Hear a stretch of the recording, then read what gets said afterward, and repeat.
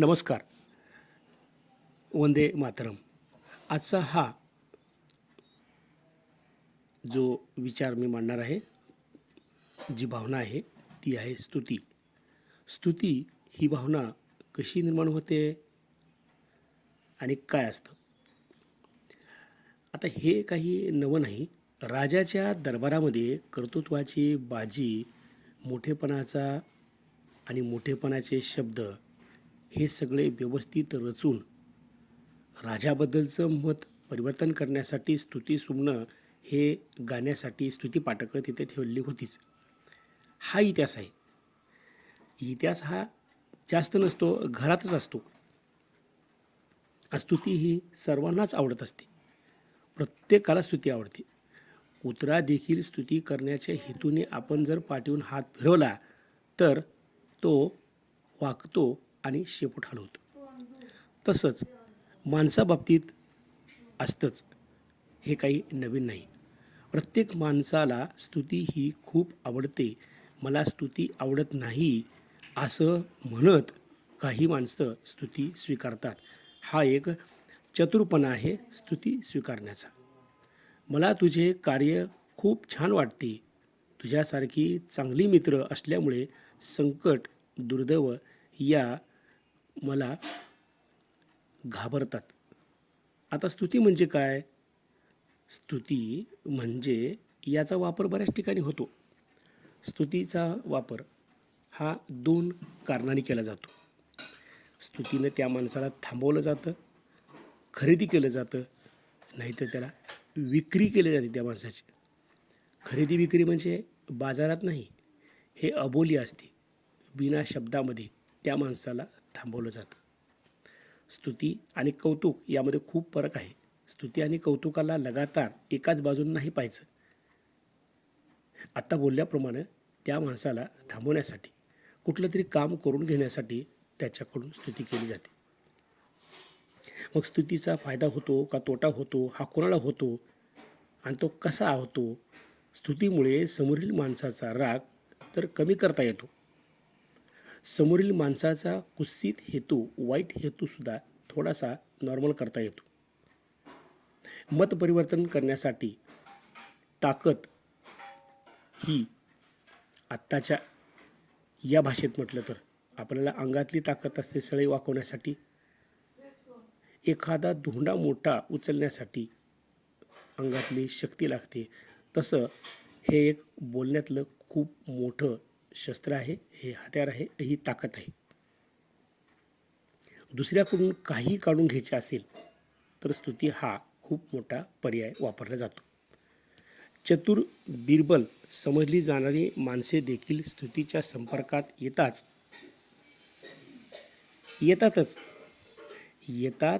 आली आणि सामील झाली. कार्यक्रमाचं सूत्रसंचलन हे जर तुम्ही पाहिलं, त्याच्यातली जे शब्द सुमनं फेकली जातात, जे सूत्रसंचलन करतात त्या व्यक्तीकडून इतके भारदस्त वापरतात की पाहुण्यांची स्तुती करून पाहुण्यांकडून कुठून तरी कोणती तरी योजना घेतली जाते आणि त्याला असं उकळलं जातं, खुरवलं जातं. मी तर असं बघितलं आहे की मंत्रिमंडळाच्या बैठकीतले काही निर्णय हे आमच्यासाठी काय आहेत हे जाणून घेण्यासाठी सुद्धा बऱ्याच वेळेला काय केलं जाते तर त्या मंत्र्याची स्तुती केली जाते. आपल्या जवळच्या संपर्कात मंत्री किंवा हे मोठी लोकं नसतील तर आपल्या मुलीला जावयाने नीट सांभाळावे म्हणून जावई खूप चांगला भेटला आहे, सुनबाईसुद्धा काय म्हणते, कसं वागते, तिनं नीट वागावी म्हणून आमचं घर खूप छान आहे, आमची लक्ष्मी आहे, असा शब्द वापरून स्तुती केली जाते.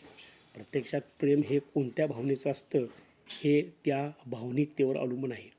माणसं प्रेम करतात, एकमेकाला प्रेम करतात, एकमेकाला द्वेष करतात, मत्सर करतात, पण या सगळ्या भावनांचा वापर करतात आणि मग जगतात. आणि मग त्यामध्ये हे सरळ सोपं गणित आहे की आजूबाजूच्या माणसासोबत कसलं वैर नाही ठेवायचं असेल तर मात्र आपल्याला स्तुती ही करावी लागते. हे मी का स्तुती करू, ह्याचं काय असं, या शब्दानं मात्र काय होतं, दुरावा होतो. माणसातला दुरावा हा खूप अडचणीच्या वेळेला त्रास देतो. म्हणजे एखाद्या शेजाऱ्याला जर आपण कधी काय चाललं आहे खूप छान असं नाही म्हटलं, अबोला धरला आणि अडचणीच्या वेळेस ते आम्हाला बोलत नाहीत, तुमचं आमचं बोलणं नाही, मनातल्या मनात वाटतं ते आम्हाला बोलत नाहीत, मग त्यांची अडचण आम्हाला कशी कळेल. मग होतकरू स्वतःहून काही मदत करणं वेगळे असतात, स्तुती हो काही हो तो भाग वेगळा. पण तिथं जर थोडंसं अवसान, ताकद, उसने शब्द आणून जर बोलले तेही ते फरक पडतात. म्हणून व्यक्तीने काय करावं लागतं की आदरभावाने आदराने समोर व्यक्तीच्या गुणाचे कथन करणे म्हणजे स्तुती आहे. नेहमीच त्या चांगल्या व्यक्तीने चांगली कामे करावीत अशी या स्तुतीमागची भावना व्यक्त केली जाते. जगातील प्रत्येक प्राण्यांना स्तुती आवडते. स्तुती ही खूप मोठे कार्य करते, खूप मोठे कार्य करते. मी काल घराच्या समोरील एक कुत्र्याचे पिल्लू जाताना त्याला असं करून बोलावून घेतले. ते शेपटी हलवत आलं. मी परत त्याच्या पाठीवरून हात फिरवला आणि तिथेच तो थांबला. म्हणजेच कुत्र्याच्या पिल्लाला देखील स्तुती आवडते. माणसाला का नाही? प्रत्येकाला स्तुती ही आवडत असतेच. ती करता आली पाहिजे. ते करण्याचे कौशल्य आहे. त्याचे काही शब्द असतात. स्तुती करताना एक शब्द नेहमी एक पथ्य नेहमी पाळायचं की शब्दाची पुनरावृत्ती करायची नाही. आणि मग ती करताना डोळ्यातील हावभाव यावर थोडंसं आपलं लक्ष असावं लागतं. नाहीतर मग स्तुती करताना हे सहज ओळखू येतं. पापणी हलणे, एकाची स्तुती करताना दुसऱ्या डोळ्यात पाहिले तर मात्र पूर्णपणे ते काम आपण करू शकत नाही. म्हणजे स्तुती ज्याची करत आहोत तो जर आपल्या डोळ्यात पाहिला आणि त्याला ते बोलताना कळालं. कारण स्तुती आता असं आहे तिथं आपल्याला ॲक्टिंगच करावं लागतं, एक नाटकच करावं लागतं. आणि काही जण करतात सुद्धा, ते ओळखू येत नाही. मग ज्यांना या स्तुती भावनेबद्दलची जाण नाही, ओळख नाही, ती माणसं त्या स्तुतीला बळी पडतात. आता हे सामान्य जरी असलं तरी याच स्तुतीमधून काय काय होतं, कसं होतं आणि समोरला माणूस कसा फसतो. खूप काही प्रकरणं आहेत. कोणी पैशाच्या, तर कोणी या अफेअरच्या प्रकरणात, तर कोणी देण्याघेण्याच्या, नको असतानासुद्धा त्या माणसाची दुश्मनी आहे, वैर आहे, विचाराचं वैर आहे, त्याला सहकार्य करायचं नव्हतं तरीही त्या शब्दाला बळी पडल्यामुळे आपण त्यावेळेला त्याच्या विचाराशी सहमत होतो, त्याला सहकार्य करतो आणि मग थोड्या वेळानंतर आपल्याला कळतं की त्या माणसाने आपली स्तुती केली आहे. मग आपण काय करतो? पश्चाताप करतो. मग आता स्तुतीचे परिणाम कोणते होतात? त्यातून अजून नवीन भावना तयार होतात. म्हणून बऱ्याच लोकांना स्तुती करताना जवळजवळ 1,500 ते 2,000 शब्द वापरावे आणि ते वापरले जातात. आता कसे वापरले जातात? दुसऱ्याला काम लावण्यासाठी ही धूर्त माणसं दुसऱ्याला काम लावण्यासाठी, दुसऱ्याकडून काम करून घेण्यासाठी या प्रकारचे शब्द वापरतात. आता आपल्याला सर्वसामान्यपणे 2-4 शब्द माहिती आहेत. कोणते? खूप छान, बरं आहे, तुमचं हे खूप छान आहे, तुम्ही खूप चांगले दिसता. हे सामान्यपणे शरीरावर बोललं जातं. परंतु वेगवेगळ्या पद्धतीनं, वेगवेगळ्या मेथडनं, म्हणजेच काय, वेगवेगळ्या स्वरूपात याची मांडणी केली जाते. आता स्तुती करण्याची एक पद्धत अशी वापरली जाते की माझी बैठक ज्या माणसाजवळ आहे, गृहीत धरा की मी एका हॉटेलवाल्या मालकासोबत चहा पाणी रोज करतो आणि तो चहा पिताना बोलतो, थोडंसं 2-4 गोष्टी बोलतो आणि मग ज्या माणसाला माझी स्तुती करायची आहे तो माणूस मी गेल्यानंतर त्या हॉटेलवाल्यापाशी बसतो आणि म्हणतो, हा ते कोण आलं होतं बघा, तो खूप चांगला माणूस आहे बघा आणि चांगलं त्याची शिस्त आहे बघा, शिस्त. ती शिस्त शब्द एक प्रकारचं नसलेल्या गोष्टीसुद्धा तिथं भरती करायच्या, त्याला जोडून. इथं वैर नाहीच, वैमनस्य नाहीच, कितीतरी आपुलकी आहे त्यांच्या त्या गुणाचे आम्हाला ते आवडतात, त्यांच्याकडून ते आम्ही शिकतो. मला मात्र बोलायचं नाही. मला न बोलता त्या माणसापाशी बोलायचं, त्या हॉटेलवाल्या. मी परत 2-4 दिवस चहा प्यायला गेल्यानंतर मला ते हळू कळतं. आता यांनी काय केलं, तर यांनी माझं आणि त्यांचं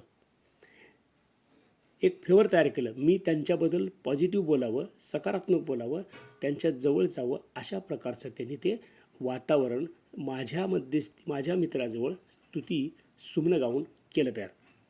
नाही नाही, तुमच्याबद्दल खूप चांगलं बोलतात, ते असं बोलत होते, ते असं म्हणत होते, तुमची स्तुती करत होते, असं कसं बघ. नाही नाही नाही, तुमचं चुकतं असं. अहो, परस्पर तुमच्याबद्दल अशी मतं मांडणारी माणसं वाईट असू शकतात का? आणि मग माझं इनडायरेक्टली हळू मेंदूसुद्धा काय करतो, माझा विचारसुद्धा काय करतो, तिकडे वळतो. आता ही एक अत्यंत धूर्त आणि चतुर पद्धत आहे. कुठलीही वस्तू आल्यानंतर नेहमी हसत बोलणे. आणि मग तुम्हाला स्तुती आवडत नाही बघा, तुमच्यासारखी माणसं खूप काम करतात पण तुम्हाला स्तुती आवडत नाही. आणि स्तुती न आवडणारी माणसं खूप स्वाभिमानी असतात. आणि स्वाभिमानी माणसं हे कोणापुढे झुकत नाहीत. आणि तुम्हीसुद्धा कुठे झुकत नाही. कष्ट करता आणि खरे विचार तुम्ही मांडता. पण त्याच्या पुढचा शब्द वापरायचा, स्तुती करण्यासाठीच वापरायचा, हा वेगळा शब्द. तुम्ही खरे विचार म्हणता, पण आजकाल खऱ्याची दुनिया राहिली नाही आणि तुमच्यासारख्या माणसाची किंमत करत नाहीत, हा एक वेगळा शब्द बोलला जातो. आता किती वेळा त्या माणसाने खरं बोललं आहे, कुठं खरं वागलं आहे, काय वागलं आहे, हे काही त्याचं गणित नसतं किंवा माहितीही नसतं. पण इनडायरेक्टली काही एका गोष्टीचा बेस घेऊन, आधार घेऊन काय केलं जातं, ह्या प्रकारची स्तुती तिथं वापरली जाते. आणि मग ते का वापरलं जातं, तिथं व्यवहारामध्ये त्याला काहीतरी घ्यायचं असतं. आता काही माणसाची स्तुती इतकी भारी असते की मूळ हेतू काय आहे, म्हणजे एखाद्या माणसाला वारंवार भेटताना त्याच्याकडचा हेतू काय आहे तो सांगितलाच जात नाही. तर सांगितला का जात नाही, तर जोपर्यंत ते पोषक वातावरण होत नाही तोपर्यंत हे स्तुतीचं बोलणं चालूच असतं. आता प्रोफेशनल बिझनेस फंडा करणारी माणसं रोज भेटणे, काय चालले म्हणणे. LIC एजंटसुद्धा असंच करतात.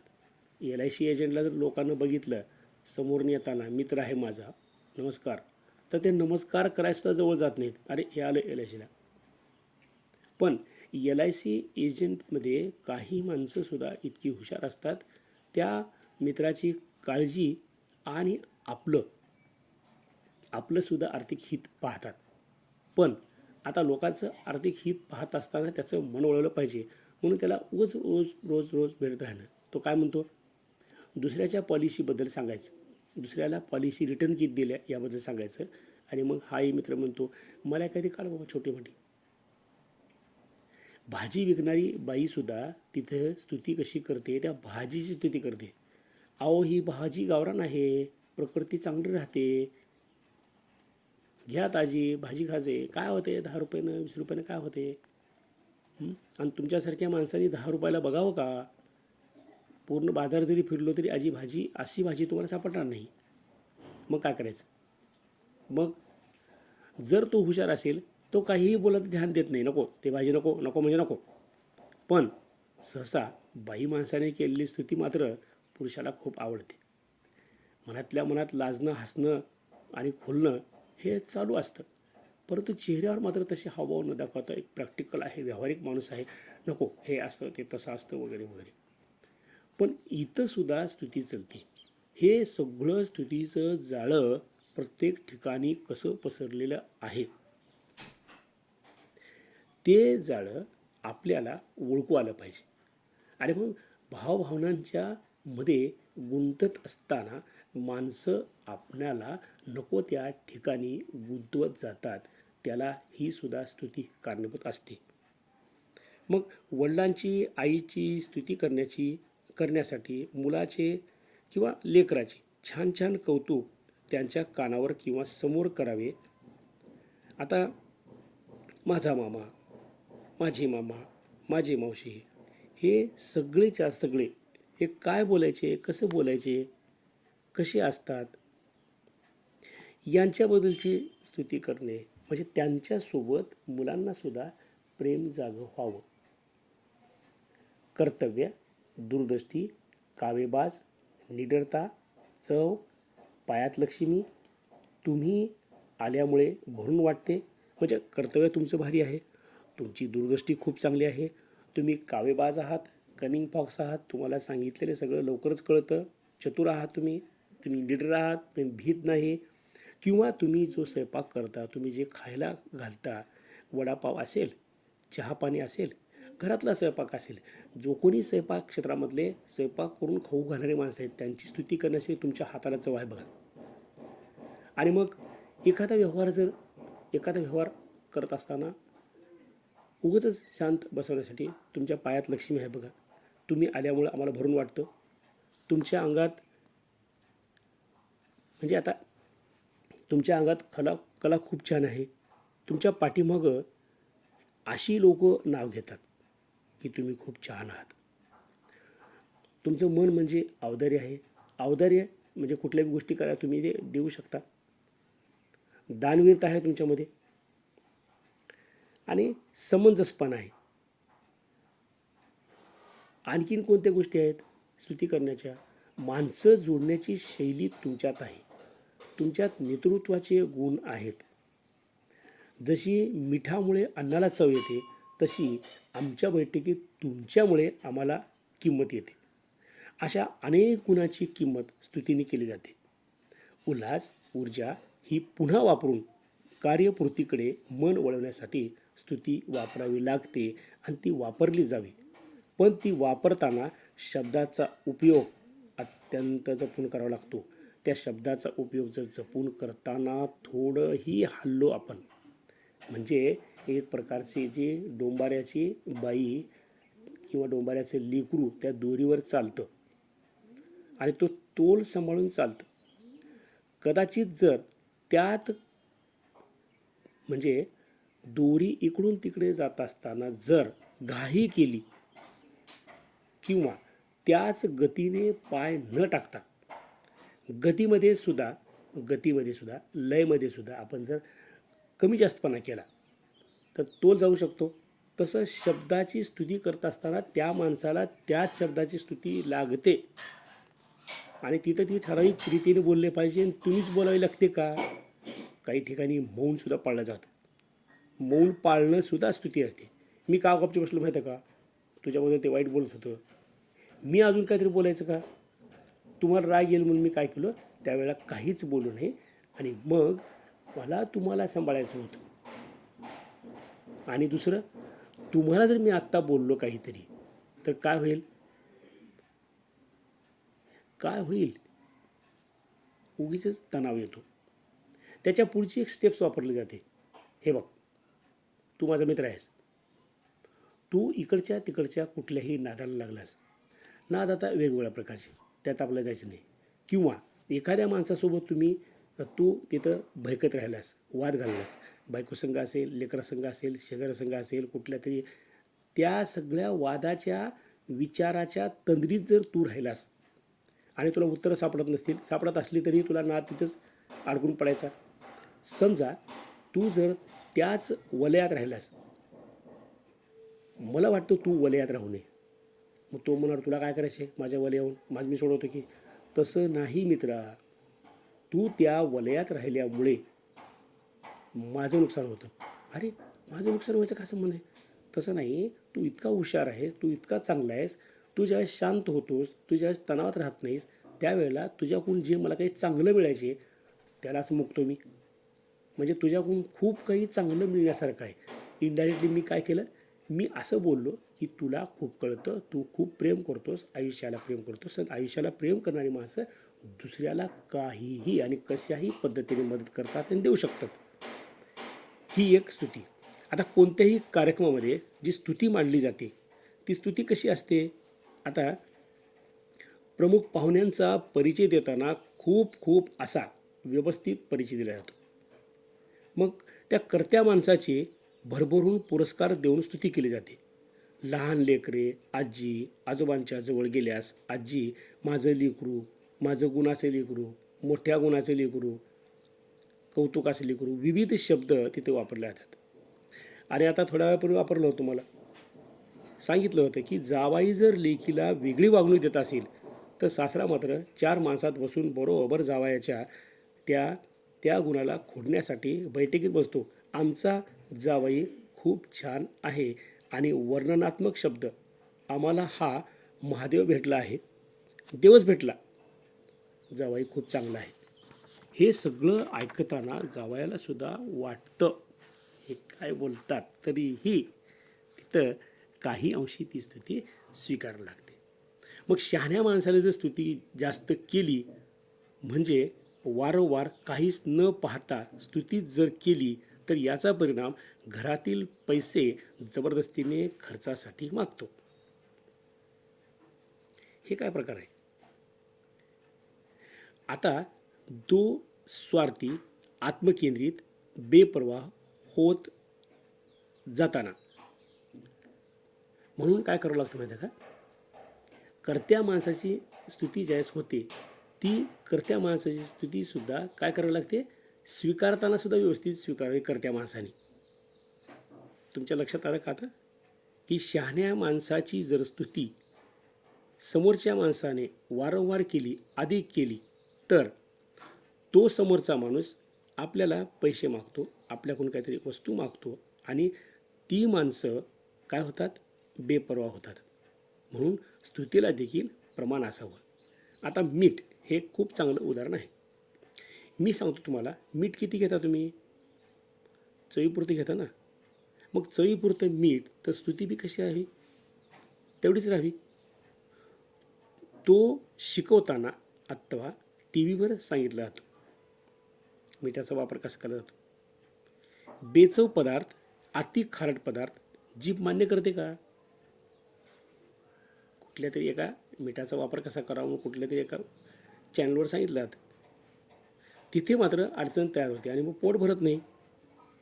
खरं तर भरारी मारण्या अगोदर विमान सुरुवातीला जमिनीवर फिरत असते, मग ध्येयाकडे भरारी मारतं उंच उंच होत जातं. इतरापेक्षा आपण जास्त उंच, पण स्तुतीमध्ये मात्र या उलटं असतं. त्याला थांबवणे त्याच्या स्वतःच्या कामातून, विचारातून, रागातून, त्याच्या तंद्रीतून दूर ठेवण्यासाठी त्याला काय केलं जातं, स्तुती केली जाते. थोडक्यात दुसऱ्याचा रस्ता, दुसऱ्याचा मार्ग बदलायचा असेल तर या स्तुतीसारखं दुसरं शस्त्रच नाही. विदेशी दौऱ्यात गेलेल्या किंवा आलेल्या मंत्री लोकांच्या तोंडातून खूप सुंदर आणि स्तुतीसुमने गायली जातात. कशी गायली जातात? मला तो प्रसंग आठवतो. कॉलेज जीवनात मी NSS म्हणजे राष्ट्रीय सेवा योजनेच्या शिबिरात 10 दिवस होतो. संध्याकाळी MSCBचा इंजिनियर तो तिथे कार्यक्रमाला आम्ही बोललो होता. ते आले, कार्यक्रमाला आले आणि मग त्या कार्यक्रमामध्ये सूत्रसंचालन आमचे प्राध्यापक PT पवार यांनी माहीर असं सूत्रसंचालन केलं आणि तिथं ते 2 शब्द वापरले. आता त्यांनी जे काय बोलले, सूत्रसंचालन शब्द ना शब्द, एक स्तुती जी उरली सुरली कामे सोडून किंवा त्यांच्या स्वतःची कामे बाजूला ठेवून, शब्द खूप चांगला आहे. इंजिनियर साहेबांनी उरली सुरली कामे ठेवून स्वतःचं वैयक्तिक काम सोडून इंजिनियर साहेबांनी आमचं निमंत्रण स्वीकारलं आणि आले. हे खूप मनाने मोठे आहेत. आता इथं पुढचा शब्द झाला, त्यांचं सूत्रसंचालन संपलं आणि इंजिनियर साहेब ज्यावेळेस आले भाषणासाठी, त्यांनी स्पष्ट आणि व्यवस्थितरित्या बोलायला चालू केलं आणि मी खाली बसल्यानंतर माझ्या लक्षात आलं की हा त्या स्तुतीचा परिणाम आहे. त्यांचं भाषण वेगवेगळ्या प्रकारचं, पण सुरुवातीला जे बोलले त्यांनी, ती लाईटच्या पोलची व्यवस्था करण्याचा आदेश तिथं बसूनच त्यांनी काढला. म्हणजे त्या गावामध्ये लाईटचे पोल नसल्यामुळे लाईट आलेली नव्हती. रस्ता बराचसा 1 ते 2 किलोमीटरचा रस्ता हा विना लाईटचा होता. त्या शब्दामुळे, स्तुतीमुळे त्या इंजिनियर साहेबांनी लक्षवेधी केल्यासारखं झालं ते. आता प्रश्न पडतो, काय होता तो शब्द? कोणता शब्द होता?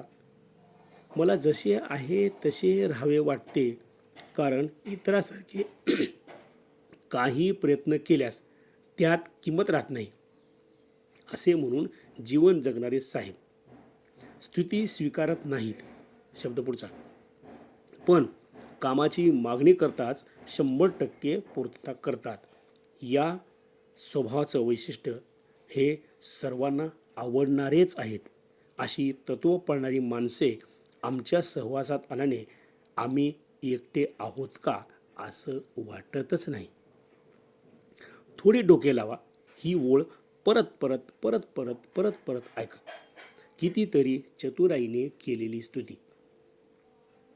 आता बघा, कामाची आवड असणारी, कामाची पूर्तता करणारे आणि वैयक्तिक काम असताना सुद्धा आमच्यासाठी वेळ काढणारे, या शब्दामध्ये आपलं काय दिसतं?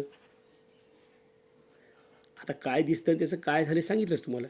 हे कपडे घालताना वा एकदम झकास, पदार्थाची चव घेताना दिलेला सुंदर अभिप्राय एक प्रकारची स्तुतीच आहे.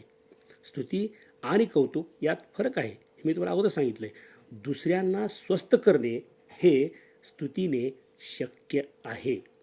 खोटं तुम्हाला पटत नाही, तुम्ही हाजी हाजी करत नाही, तुम्हाला स्तुतीच आवडत नाही, एक वैशिष्ट्यपूर्ण वाक्य ते बोलत, ते तुम्ही आहात. मायाळू माणसं तुम्ही, तुमचा स्वभाव तसा नाही, काहीतरी विशेष देवानं तुमच्यात दिले आणि ते तुम्ही काय करता? पडता, निस्वार्थ भावनेने मदत करता. किती छान स्वभाव आहे तुमचा. पण आपणच जर निस्वार्थी सेवा केली तर घरचे तुला लुबाडत आहेत.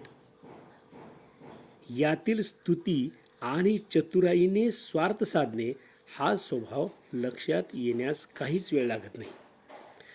प्रसंगानुरूप स्तुती केली जाते. स्तुतीचे सुद्धा वेगवेगळे प्रसंग आहेत, वेगवेगळ्या प्रसंगात वेगवेगळं केलं जातं. आता उदाहरण तसं धाडस करण्यासाठी असतं, तुला जमतं, तुला हे जमतं, तू करू शकतोस, तू करू शकतोस. आत्मविश्वास वाढवणं हा भाग वेगळा. स्तुतीचा खरा अर्थ किती कसा लावायचा हे जरा त्या स्तुती करणाऱ्या व्यक्तीवरच अवलंबून असतं. एक मात्र असं आहे की एखाद्या व्यक्तीला शस्त्रक्रिया करताना डॉक्टर जशी भूल देतो, भुलीचं इंजेक्शन देतं, तसे इतर कोणताही विचार करू नये म्हणून, इतर कुठलाच विचार करू नये म्हणून ही क्रिया या स्तुतीमधून केली जाते आणि त्या माणसाला थांबवलं जातं. आता यात काही माणसे इतकी चतुर असतात, इतकी चतुर असतात, ते सहज ओळखतात. मग ते ओळखून घेणे लवकर सगळ्याला जमत नाही, तर कोणाला जमतं. परवाची एक गोष्ट, केसाला रंग लावण्याचा म्हणजे केसाला डाय लावण्याचा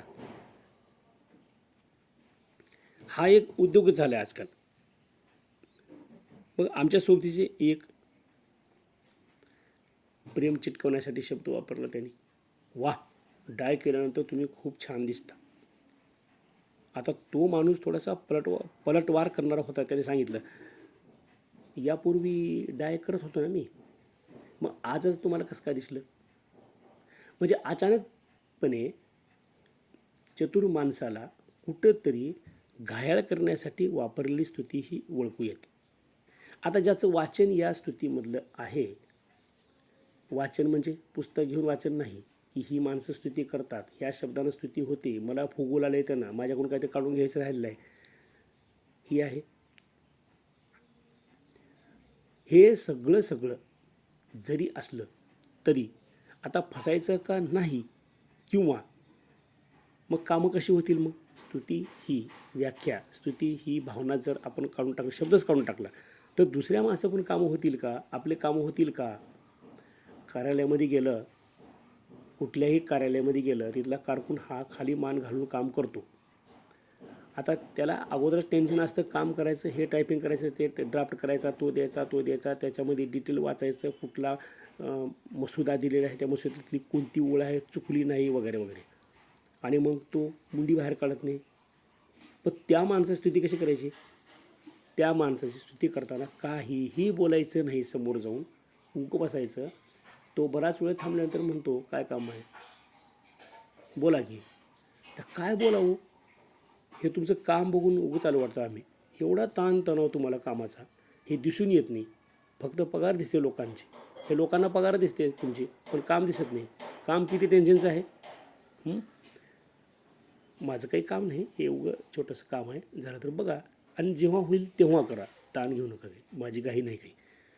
या शब्दानं काय होतं, समोरला माणूस थोडासा धीर देतो आणि धीर घेतो सुद्धा. वा, छान, चांगलं भेटलं. मग त्यात काही सत्यता बोलायच्या मार्गाला जात नाहीत, पण ते तिथं बोलून दाखवतात. नाही सर, हे असं असं आहे, साहेब असं असं आहे, हे असं होऊ शकतं, तसं होऊ शकतं. कुठल्या तरी कितीतरी प्रमाणात का होईना सत्य तिथं बोललं जातं. आता आपण स्तुतीचे विविध असे रंग पाहिले. कुठं कुणाची स्तुती करून काय काढलं जातं हे फक्त तुम्ही अनुभवायचं, स्वतः तुमच्या प्रसंगात अनुभवायचं की स्तुती ही किती प्रकारे, कशा प्रकारे, कोणत्या. आता जर तुम्हाला सोपं पाहिजे असेल तर आपला प्रसंग कुठे येतो, गल्ली येते, नातेवाईक येतात, व्यावसायिक येतात आणि वय येतं आणि जात धर्म वगैरे. जात धर्म, गल्ली, व्यावसायिक, वयस्क, समवयस्क, लहान मोठे, या सगळ्याच्या संपर्कात आपण गेल्यानंतर प्रत्येकाची स्तुती वेगळी असते. प्रत्येकाची स्तुती वेगळी असते. एखादा कापड दुकानदार गिरायकाला साडी घेत असताना, तुम्हाला ती साडी खूप सुंदर दिसते म्हणतो आणि तुम्ही एक वेळेस पदर घेऊन बघा बरं, जावा आरशासमोर थांबा, तुम्ही खूप छान दिसते, तुमच्या साईडला सूट दिसते, ते इकडे इकडे बघायची गरज नाही, तुम्ही घ्या, ते गॅरंटेड घ्या. हा सगळ्या शब्दाचा संवाद ऐकूनसुद्धा जर ती बाई चतुर असेल तर ती काय करते, साडी ठेवते. पण दुकानदाराला माहिती असतं की आज नाही, उद्या एक सण आहे, परवा एक सण आहे, परवा काहीतरी सण आहे, परवा तरी ते घेऊ शकतात. एका प्रयत्नात नाही, पण एका सणाला नाही तर दुसऱ्या सणालासुद्धा घेऊ शकतात, हे त्याला 100% माहिती असतं. आणि परवासुद्धा तो काय करतो, व्यवस्थित स्तुती करतो. आणि तिथं मात्र हे सगळं होत राहतं. मग साड्याचं दुकान असेल किंवा मग हा झाला व्यावसायिकाचा. इतर कुठं जायचं, आता इतर कुठं जायचं तर ते आपण फिरत असतानाच अनुभवायचं की स्तुती कशी केली जाते. खूप छान, बरं आहे. हे सगळं हसून बोलत बोलत बोलत बोलत बोलत हे संवादाचं एक अत्यंत प्रभावी शस्त्र आहे. प्रभावी शस्त्र आहे. राजा महाराजांच्या दरबारात येण्याच्या अगोदर त्यांचा जो उद्घोष केला जात होता, हे महाराज येत आहेत, दरबारात येत आहेत, हे जे वाक्य बोललं जात होतं ते सुद्धा एक प्रकारचं त्यांचं स्वागतम स्तुती आहे. अशा कित्येक प्रकारच्या प्रसंगामध्ये स्तुती केली जाते. हे एक मोठं शस्त्र आहे. हे वापरायचं, ज्यांना वापरायला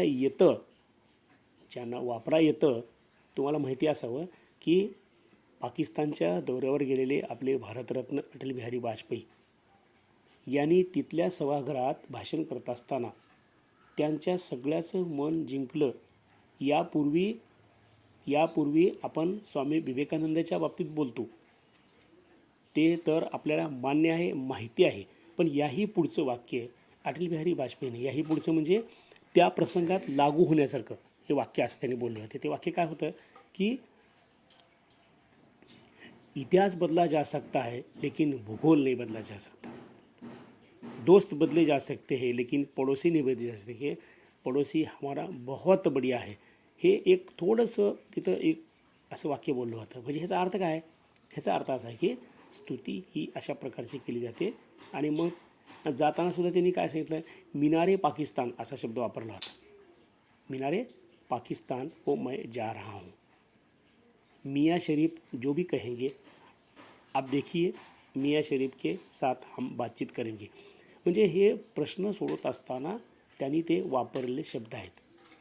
मग आता आपण काय शिकायचं, सामान्यपणे जीवन जगायचं असेल तर उगं कोणी स्तुती केली की पळायचं, स्तुती केली की पळायचं, राबायचं आणि मग शेवटी पदरात काय पडलं तर आपण त्यांच्या बोलण्याला बळी पडलो, ते लोक आम्हाला गोड बोलत होते, गोड बोलल्यानं आम्ही फसलो, हे पश्चाताप किंवा आपलं काही कर्तृत्व करायचं राहिलं आहे याच कारणावर राहिले, राहू द्या असं.